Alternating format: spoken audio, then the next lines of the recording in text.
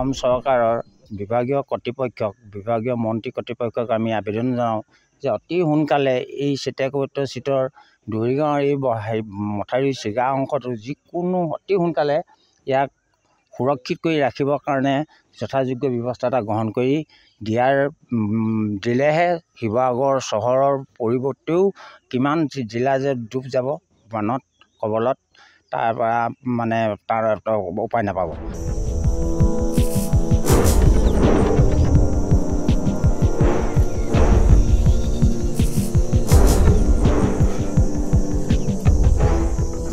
এইটো বৰ্তমান আজি 2 বছৰ হ'ল এনেকৈ পৰি আছে।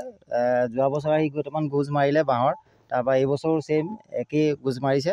বৰ্তমান অৱস্থা অতি ভয়ংকৰ। মথাউৰিটো অলৰেডি সৰহভাগ পানীত যা গৈছে নদীৰ বুকুত।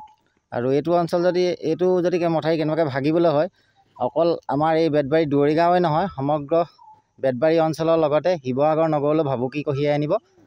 আমি বিভাগীয় কৰ্তৃপক্ষক অলৰেডি কথাটো জনোৱা হৈছে আৰু আশা কৰোঁ তেওঁলোকে অতি সোনকালে এটা সুন্দৰ পদক্ষেপ ল'ব আৰু অতি সোনকালে ভৰ বাৰিষাৰ আগতে যদি কামটো সম্পূৰ্ণ কৰি নিদিয়ে, তেতিয়াহ'লে সমগ্ৰ শিৱসাগৰ নগৰলৈ এটা বৃহৎ ভাবুকি কঢ়িয়াই আনিব।